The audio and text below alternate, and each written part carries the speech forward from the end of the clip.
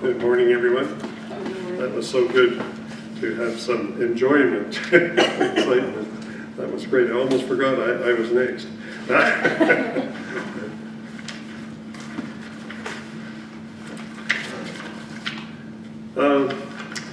Kind of continuing a little bit with what I've been talking about lately. The other two sermons just ahead of this, but I want to go to something a little bit different, and yet it's a good time of year to do it. I always say if you're going to witness to people about pagan customs and traditions and holidays and whatever, you can't really do it right up against the holiday because they're not listening. But if you do it beforehand or after, and sometimes I think about the Christmas season, that it's probably best to talk to them about the fallacies of it when the credit cards start coming, the bills for the credit card starts coming in. Anyway, my sermon for today is Pagan Days, and it's part of a few more that could be given. I'm not sure where the Lord wants me to go with them, but believe it or not, when I was looking for material to work with on any sermon, this one popped up and I couldn't let it down.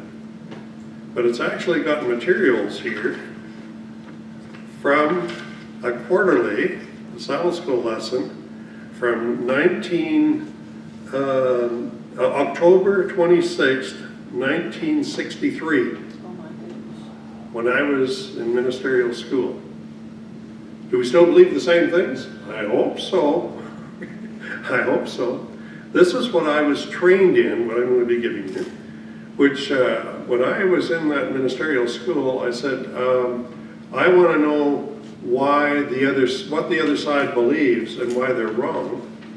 I want to know what we believe and teach and why we're right. Don't trick me with anything. Well, that's always been my idea. I don't want to be tricked, led down a path and find out a problem later. I want Bible proof. So this on Pagan Days, I want to start reading from it, and then I want to mention a few things about what's available, but also, I guess right about here, I want to read about these. This hits us smack in the face many times. It's the day we live in. The pagan days and practices. There's Sunday, Christmas, Easter, Lent, Halloween, Valentine's Day, St. Patrick's Day, etc. Well, there's a few more that could be added. Some think New Year's Day ought to be added. There's other things that could be added into this. But these are those that have pagan origins, and also Wiccan, witchcraft, the occult, paganism, Spiritism, idolatry, and similar practices are pagan. We could probably add to that list. You make the list too long, you're going to use up a lot of paper, I guess. But the idea is there. These are pagan, and if they're practices or traditions of man, how can we intermix Christianity and righteousness with paganism? You cannot. That's impossibility. But if you talk to some people that seemingly have a good church background, I guess you might say, they'll say, oh, we Christianized it. No. I think if you painted the pig brown and white rump for a Palooza horse, he doesn't become a horse. He doesn't become... it doesn't work, okay? If it's pagan, it's pagan. We need to think on those things. The pagan days and practices are denounced in the Bible, not just discussed. They are denounced. So I went quickly down a list here that I'm not going to have you look them up. This will be way too much. But you can know that it's available.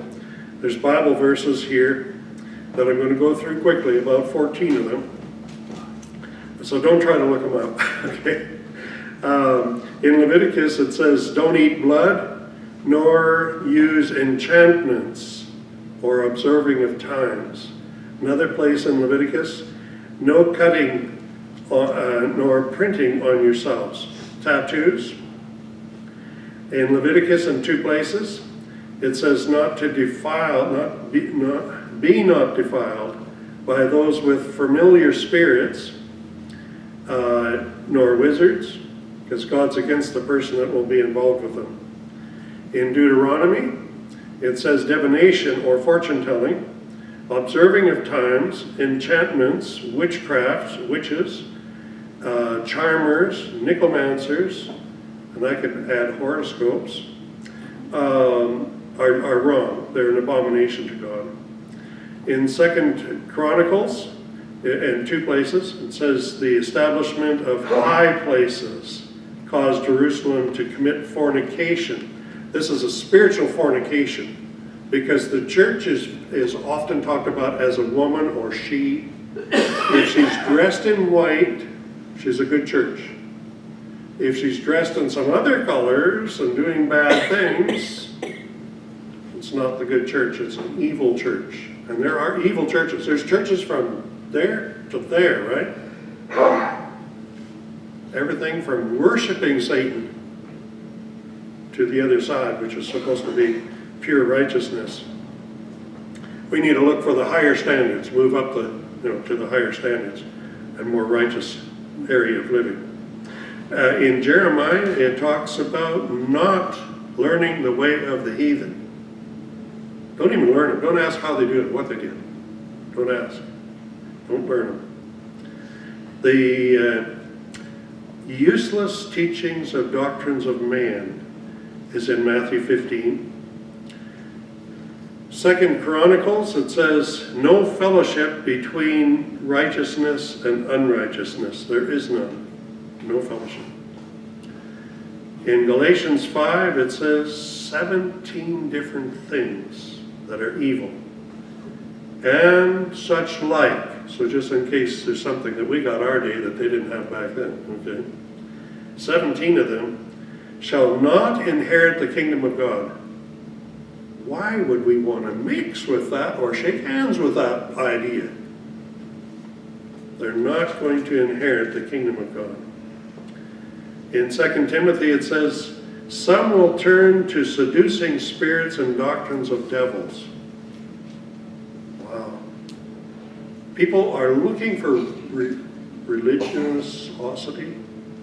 They're looking for something religious, and they're trying to gather up something. Because God built into us to hunt for Him, to look for Him. There's a hole in us if we don't have God with us.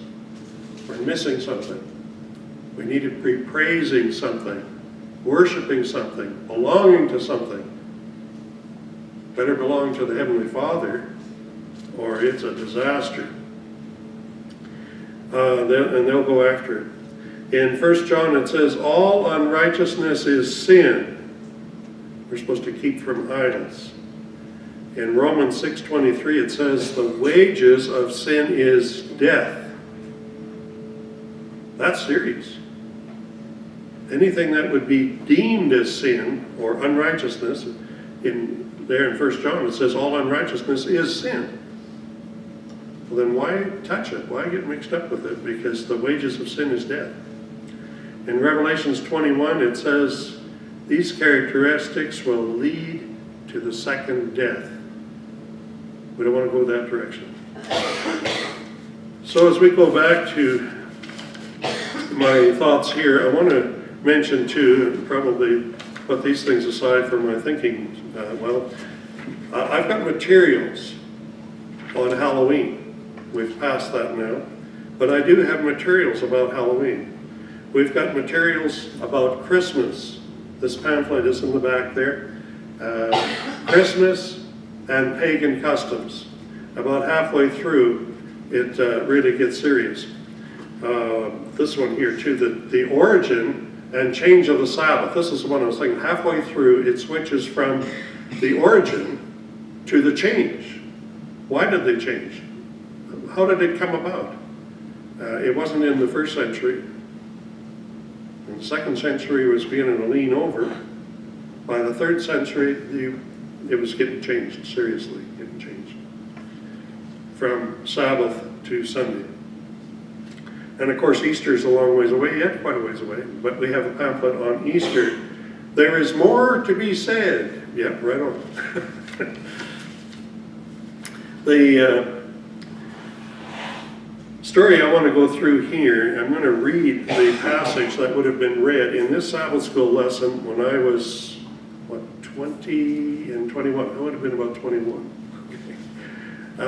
In the Sabbath School lesson in the Church of God Seventh Day in Missouri. Christmas is supposed to be the birth of Jesus Christ. Suppose.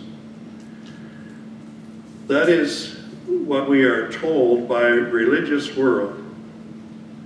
As the years go by, Christmas trees get bigger, store windows get more elaborate, and Chamber of Commerce displays more ambiguously. I'm going to get that word wrong. More aggressively, I think is what it's meant.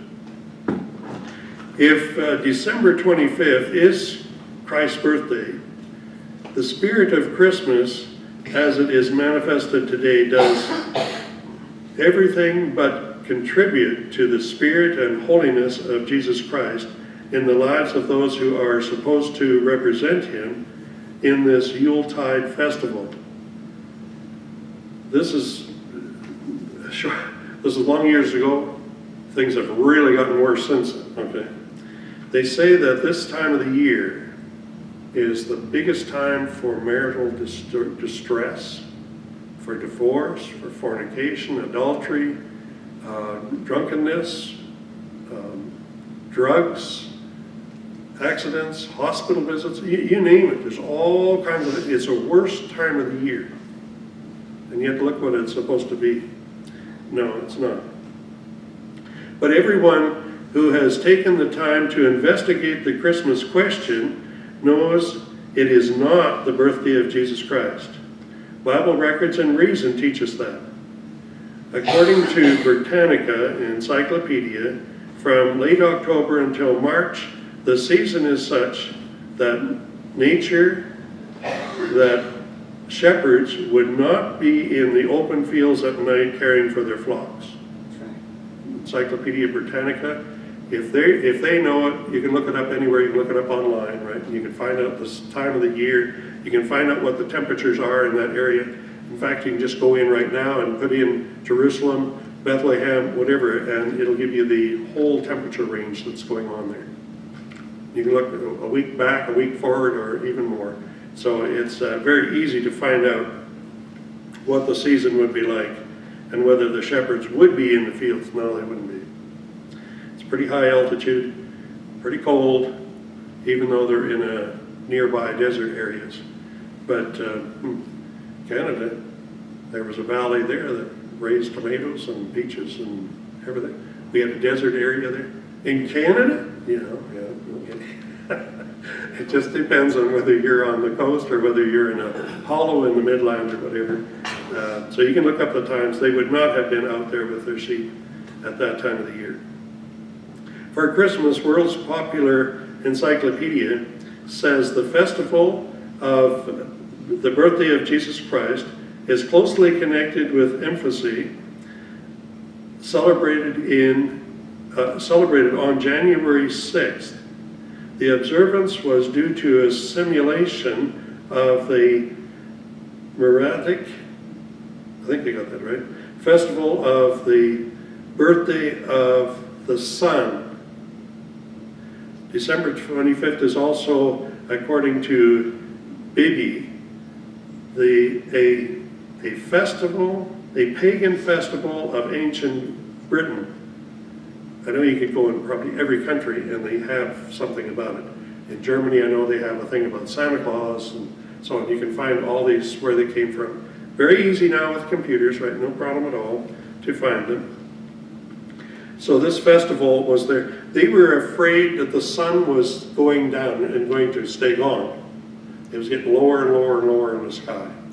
Well, not only in the land of the Bible times, but as you go a little further north, the sun sets a lot earlier, or doesn't even come up In Yellowknife, in Canada, the sun will rise to the sunrise to the horizon, and you see the glow in the sky, and then it sets.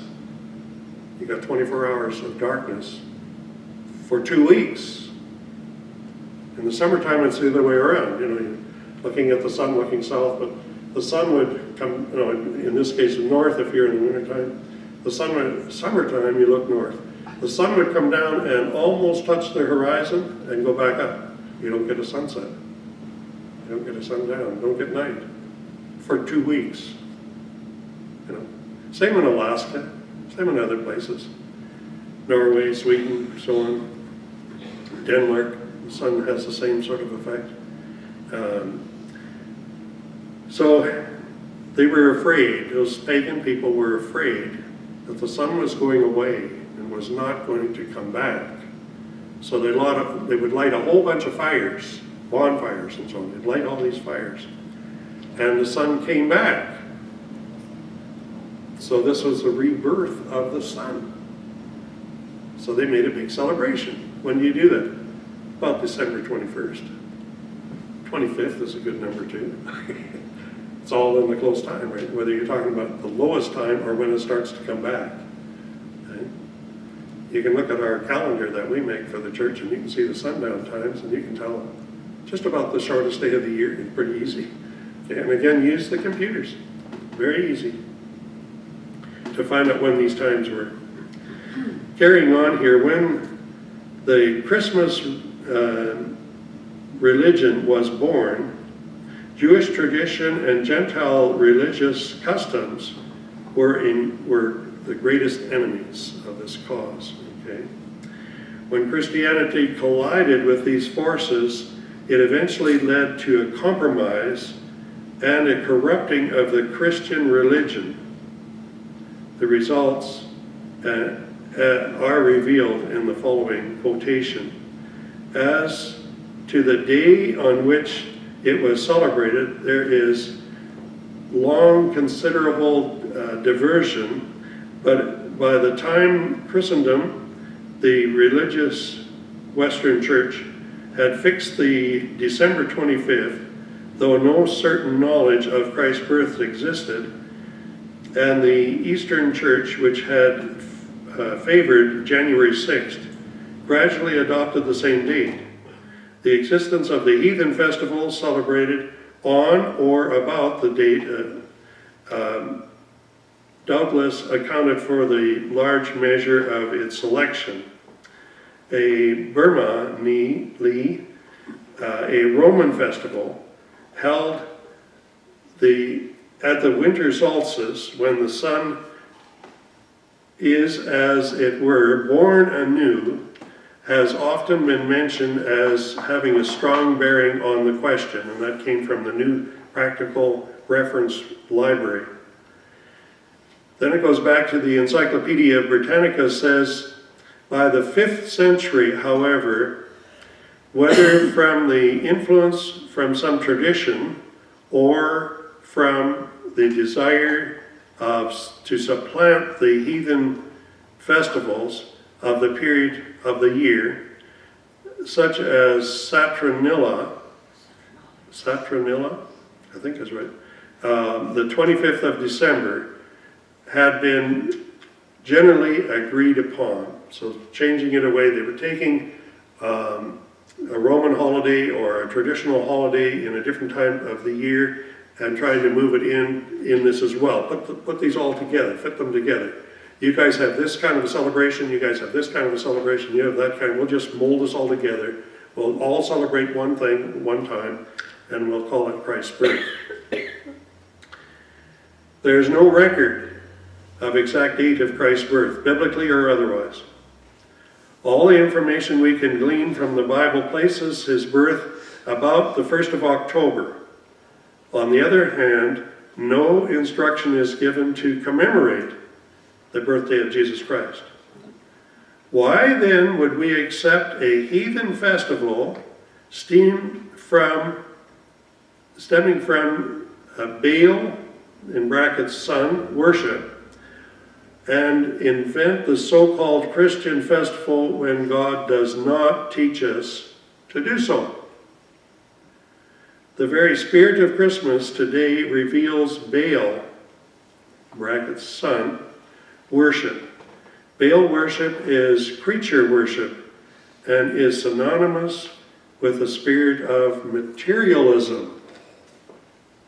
That's in 1963? Do we have materialism now? Yeah. Oh, yeah. 100 times more than they had back then. Okay, they're starting putting out the celebrations already 2 months in advance and kind of thing. Oh, boy. You don't even get the pumpkins out before they're celebrating Christmas.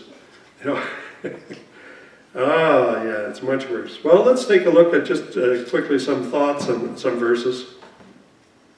By the way, looking up in a good dictionary too, I forget where I had that looked up. Oh, there was one word that was used that I wanted to make sure that we knew about, was horoscope. Where did that come from? And so from the dictionary, it just says that it's the, in respect to the stars and a particular time, as in the moment of a person's birth, horoscope. And then B was if I can get the line to line up, a diagram of or a scheme of 12 houses of heaven showing their relationship to the planets and signs of the zodiac. You know, that used to be a camel people's travel map, where the mountains were and where the water was, and it had nothing to do with religion, but they've taken it into that. As to astronomers, and profess to foretell the event of a person's life and to answer horary questions. That's H-O-R-A-R-Y. But of course, horoscope is H-O-R-O scope. Okay. They say by looking at the stars, they're going to be able to tell what your life will be like. No way. In fact, if you're an awful person, and I remember Paul saying, some of you were too, right, when he preached. Can you change when you're locked into a star system and there's no ability to, your horoscope has got you locked in? That's a bunch of hooey. You become a Christian, your whole life changes. Amen. Your value system changes. Okay, so that's a really wrong idea that somebody's trying to con you into, trying to trick you. Okay, here's some questions. Christmas is from pagan religion of ancient Bible times. What does the Bible say about it? Well, turn with me to Deuteronomy chapter 6.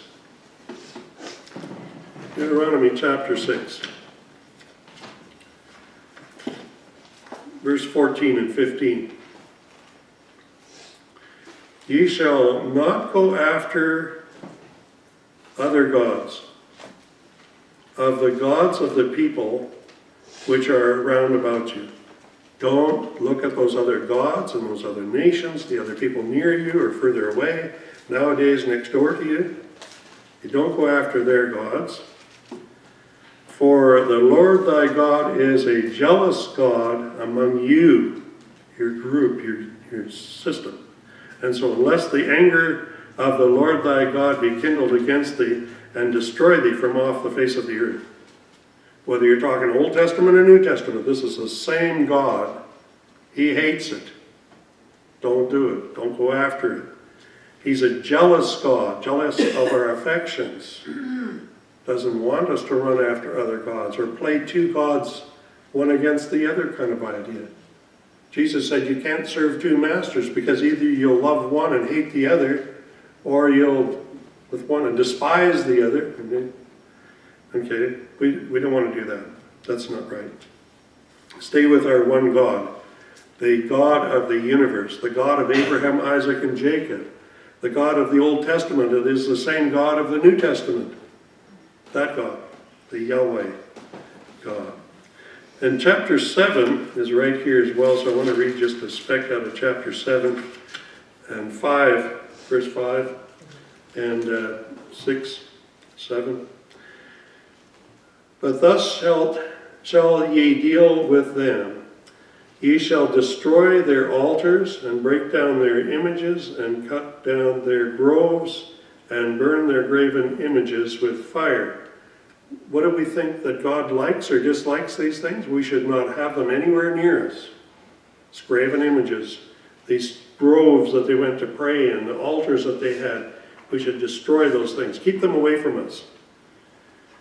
For thou art a holy people. Does the New Testament talk about that? Oh, yeah. Yeah, you're a holy people. Unto the Lord thy God. The Lord thy God hath chosen thee to be a special people unto himself, above all people that are upon the face of the earth. You can fit that very easily here, but the New Testament says the same thing. We're a holy people. We're special people.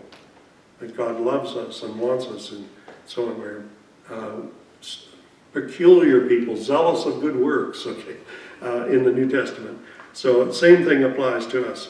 So now as we go along here, let's go to Jeremiah chapter 10 to see how God speaks against these customs of the old countries, old religious systems that they had. Jeremiah chapter 10. Jeremiah chapter 10, verse 2.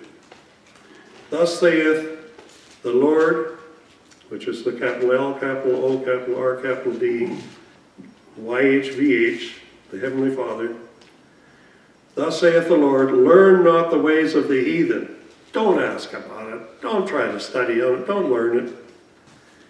And be not dismayed at the signs of heaven, because they were worried about the sun going down. They're going to worship the sun. They're going to make bonfires. For the heathen are dismayed at them. We don't have to be dismayed. We know who made them. He said they'll stand forever. We can bank on it. That if this and this was going to happen, that's going to quit too. Okay? No, God has created fantastically. We don't have to worry about a red moon. Okay? The customs of the people are vain. For one cutteth a tree out of the forest, the work of the hands of the workmen with the axe. And they deck it with silver and with gold, and they fasten it with nails and with a hammer, that it move not. They are upright as palm trees, but speak not. They must needs be born, because they cannot go. Be not afraid of them, for they cannot do evil, neither is it in them to do good. When you're reading a passage like this, you're thinking they're going to be worshiping this tree. They're going to bow down in front of this tree. The tree can't do anything wrong, right? It doesn't either do good nor bad. It can't talk, it can't walk. It's not alive, it hasn't been born. It's not alive. We don't have to be afraid of it. But learn not the ways of the heathen. What are they doing? They're doing nothing. It's a waste of time, but they don't see it. They're blinded to all of this. So don't learn those ways. Don't do what they're doing, because they're making a god out of those things. I'm going to step down just a little bit here. Does the Bible instruct us to observe the birthday of Jesus Christ? Well, really, that was the last two sermons, right? We do not have the instruction to do anything with it. We don't know the exact timing or anything to do with it that we could measure something and set a date. We're not asked in the Bible to set a date and to remember, to celebrate it. Just nothing. But his death and resurrection, that's a different story. We've got exact timings. Then last week as well, or the last couple of weeks, I mentioned about the 3.5 years. We could find his death in the spring. We could go back 6 months, and we know somewhere nearby, September or October, where he was born. Okay, then going on here, Does the Bible warn us about the coming of carnal church system, of a carnal church system? Let's look at Daniel first.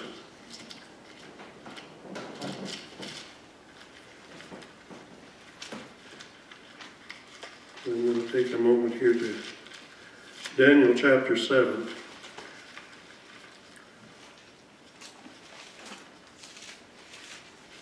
Well, I put a paper in, and there we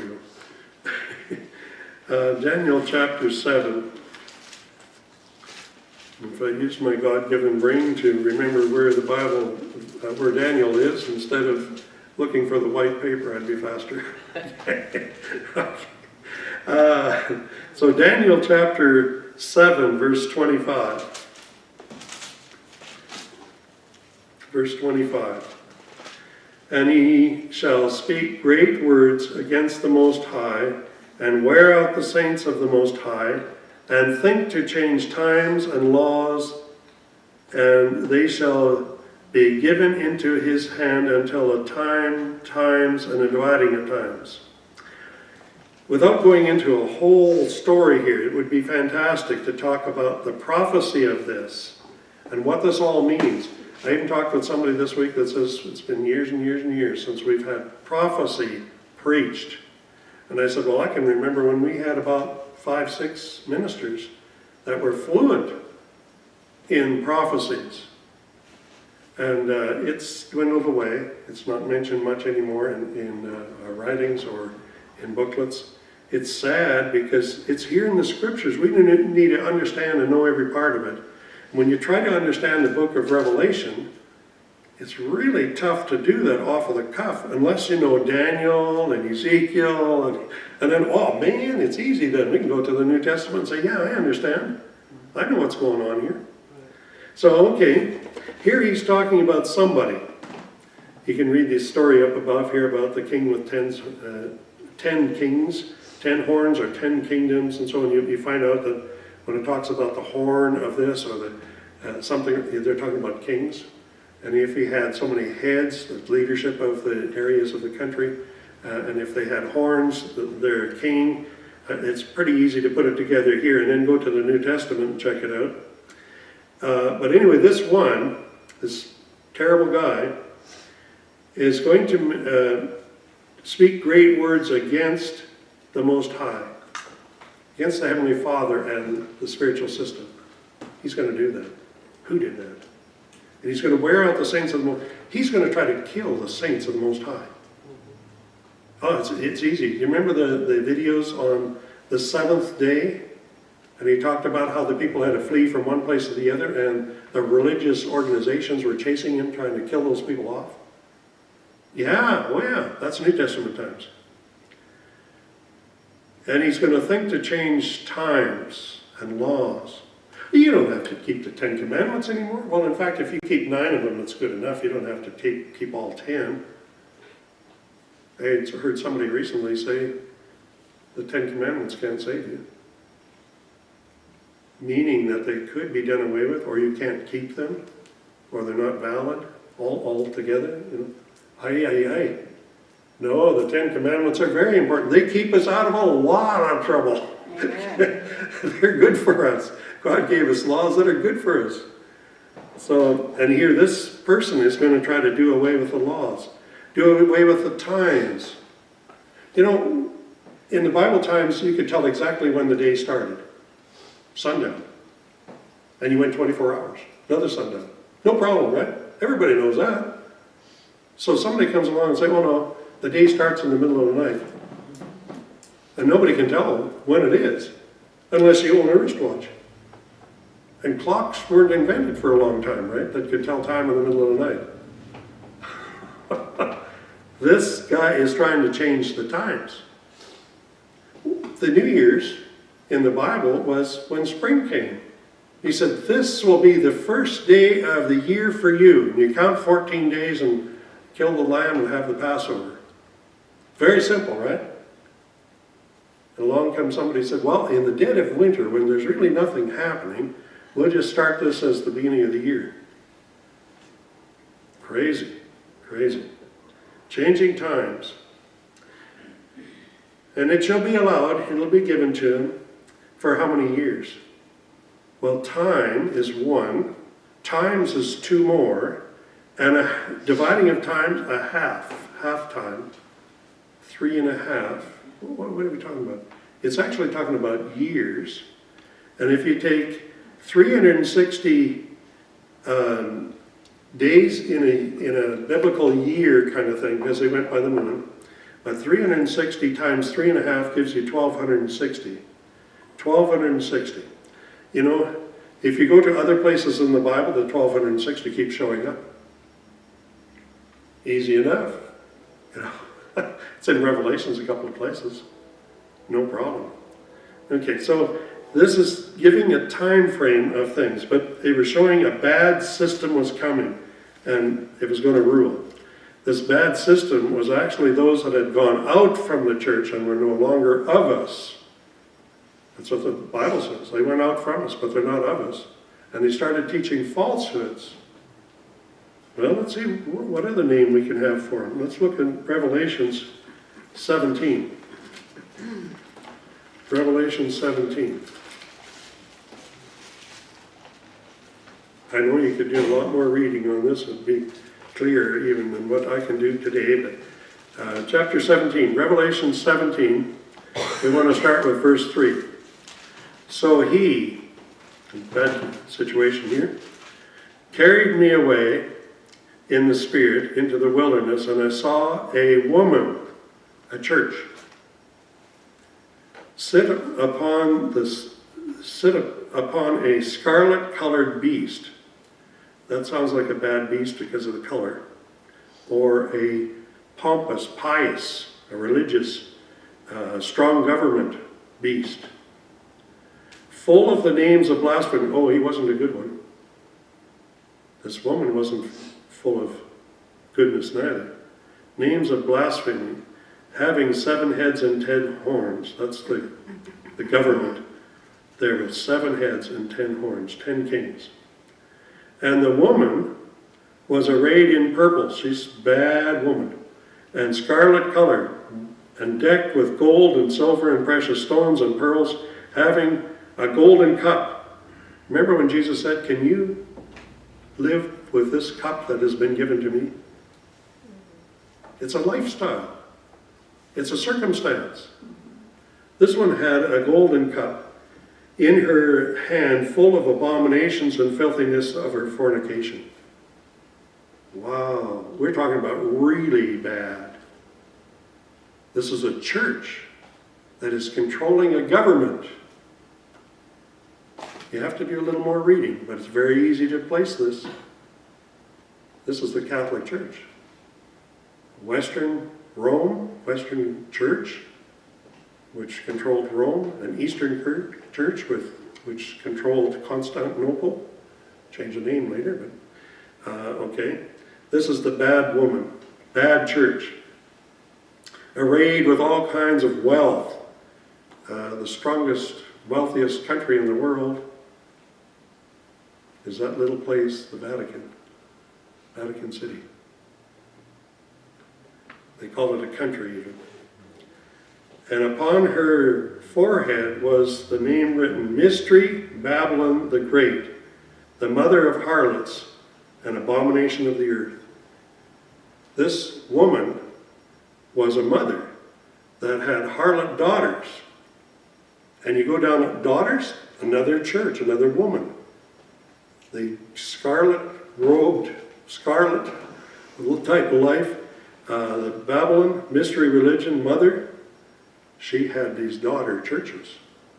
So when you're looking at churches from there to there, as I said, you're going to have the very bad, even worse than the Catholic Church, the ones that worship Satan. And then you're going to have all of these other churches that are daughter churches until they start purifying and coming out the other side where they say the Bible and the Bible alone, not the traditions of man. And so you can go on and read in here. And I saw the woman drunken with the blood of the saints and the martyrs of Jesus Christ. Just keep reading there. You'll find out who this is. And look at history. Look in the Halley's Bible Handbook under that same kind of topic. Oh yeah, blow your socks off. Okay. Is the adorning of this system an expression of godliness from the heart or an outward carnal appearance? This that I just read, it's an outward carnal appearance. It's a carnal church. What does the system affect? How does it affect the masses of people? In chapter 18 here where we are, and verse 3, for all nations have drunk of the wine of the wrath of her fornication, and the kings of the earth have committed fornication with her, and the merchants of the earth are waxed rich through the abundance of her delicacies. This woman, this one that was there, the mystery Babylon the Great, the mother of harlots. That's what it's talking about here. Babylon the Great is in verse 2 as well. 17 verse 2 is just back across the page. With whom the kings of the earth have committed fornication, and the inhabitants of the earth have been made drunk with the wine of her fornication. The whole world is in this thing. They're all about the money, the merchants, glorifying nothing, but they're getting away with it. Everybody's buying into it. Everybody's spending money. Got to have lights around your house, spend more electricity. It's insanity, and people are falling for it. It's a drunk situation. Okay, got to keep going. Should Christians have anything to do with this system? Well, go back to chapter 18, 4 and 5. And I heard a voice from heaven saying, come out of her, my people, that ye be not partakers of her sins, and that ye receive not of her plagues. For her sins have reached unto heaven, and God hath remembered her iniquity. How high is the sin? All the way to heaven. That's how vast the sins are. So come out of her. Don't belong with that system. Just get out of there. Get away from it. Close your doors, whatever. Get away from it. Come out of her, my people, that ye be not partakers of her sins or receive of her plagues. So now let's go to Romans chapter 8. Just a couple more verses. Romans chapter 8, verses 6 and 7. For to be carnally minded is death, spiritual death, right? But to be spiritually minded is life, life eternal, and peace. Because the carnal mind is enmity against God. For it is not subject to the law of God, neither indeed can be. It doesn't want to be, won't be connected with God's laws. It won't be subject to God's ways. And Deuteronomy chapter 7.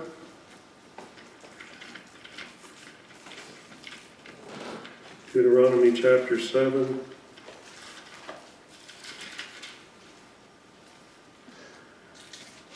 And verse 3 and 4. Neither shalt thou make marriages with them. Thy daughters thou shalt not give unto his sons, nor his daughters shalt thou take unto thy son. Don't exchange marriages in that situation. For they will take away thy son from following me, from following the Heavenly Father, that they may serve other gods, not the true God of the heavens. So will the anger of the Lord, with capital L-O-R-D, the Yahweh God, the God of the universe, the God of creation. So will the anger of the Lord be kindled against you and destroy thee suddenly. Don't do it. Don't get involved in it. And then break down their altars and so on, it says there. Verse 26 it says too, neither shalt thou bring an abomination into thy house, lest thou be a cursed thing like it. The curse goes from the object onto you, and God can't look at you. God can't listen to your prayers. You're going to be a cursed thing with it or like it. But thou shalt utterly detest it, and thou shalt utterly abhor it, for it is a cursed thing. It's God's vision of it and the way he sees it. So one last verse in 2 Corinthians. 2 Corinthians chapter 6, starting with verse 14. Be ye not unequally yoked together with unbelievers, for what fellowship hath righteousness with unrighteousness? And what communion hath light with darkness? You can't mix these things together and come up with anything. What concord hath Christ with Belial, or the evil, the bad gods, the other gods? Or what part hath he that believeth with an infidel? And what agreement hath the temple of God with idols? For ye are the temple of the living God. As God hath said, I will dwell with them and walk with them, and I will be their God, and they shall be my people. Wherefore come out from among them, and be ye separate, saith the Lord, and touch not the unclean thing. And I will receive you, and I will be a father unto you, and ye shall be my sons and daughters, saith the Lord Almighty. God bless you.